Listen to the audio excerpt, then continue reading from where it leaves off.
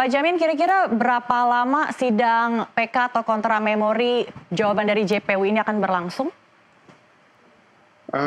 Tergantung jawabannya ya, apakah jawabannya cukup panjang atau jawabannya hanya singkat ya. Nah, jadi sebenarnya jawaban itu juga sudah disampaikan, cuma tinggal dibacakan saja dalam persidangan ini begitu ya. Pasti kuasa hukum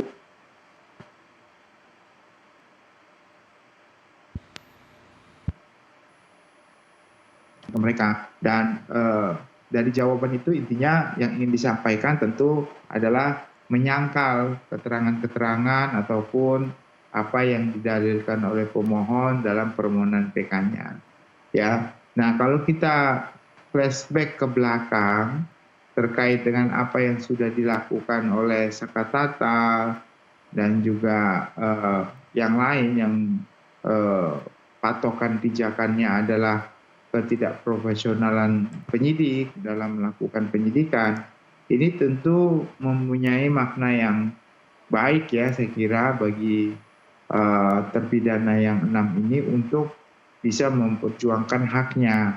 Ya, apalagi kalau kita tahu pada saat pemeriksaan Sakatata dan juga pemeriksaan Peggy Setiawan itu sudah sama sekali kelihatan bagaimana penyidik kurang profesional dalam menangani perkara ini. Ya, jadi ini kan dibuka kembali nih.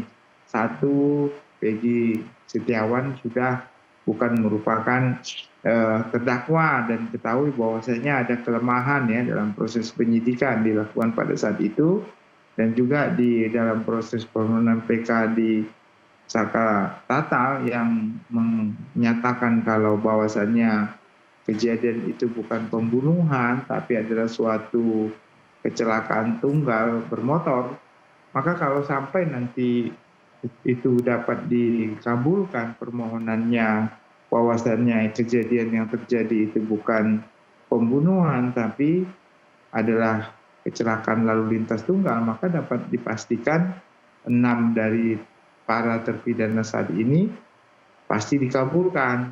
Ya, karena kalau kecelakaan tunggal lalu lintas berarti nggak ada pembunuhnya. Itu karena semata-mata disebabkan karena perbuatannya sendiri yang mengakibatkan dia mati begitu ya karena kecelakaan tunggal. Nah, inilah yang menjadi momen sebenarnya ujian yang cukup besar ya bagi pembuktian di pengadilan bagi jaksa maupun pemohon ya yang menggantungkan putusan ini nanti pada putusan Sakatata. Jadi apa yang kita lihat saat ini sangat tergantung juga ya dengan putusan nanti yang akan diputuskan apakah Sakatata itu bisa dibuktikan dan hakim menyetujui kalau terjadinya kematian itu disebabkan karena adanya kecelakaan tunggal, begitu Mbak. Jadi akan lebih menguntungkan para pemohon 6 terpidana ini jika majelis hakim memutuskan atau mengabulkan PK Sakatata, begitu ya Pak Jamin ya? Iya, kalau dikabulkan nanti putusan Sakatata PK-nya dan dalam amar pertimbangannya itu matinya orang tersebut bukan karena pembunuhan, karena tidak cukup bukti untuk menyatakan sebagai pembunuhan, apalagi pembunuhan berencana, dan itu sangat menguntungkan. Saya kira secara otomatis ya, tidak ibarat orang Jawa bilang tidak aling-aling lagi, hakim yang memeriksa mereka pasti menyatakan bahwasanya permohonan PK-nya dikabulkan. Karena kalau artinya orang yang mati karena kesalahannya sendiri bukan disebabkan orang lain, maka tidak ada yang dapat dimintakan pertanggungjawaban begitu. Sehingga apa yang selama ini dilakukan oleh penyidik terkait dengan penangkapan, penyiksaan untuk mengakui perbuatannya itu sudah benar, kebenaran fakta itu nyata begitu loh.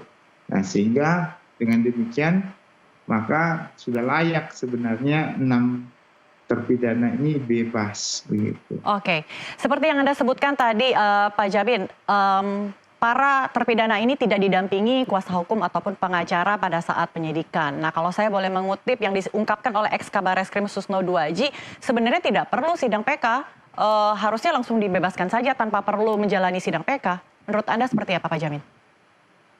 Ya, memang kalau kita lihat di pasal 56 di KUHP ya, bahwasannya orang yang ancaman pidananya di atas 15 tahun, pidana seumur hidup atau pidana hukuman mati, wajib ya hukumnya harus didampingi kuasa hukum dalam kedudukannya sebagai tersangka.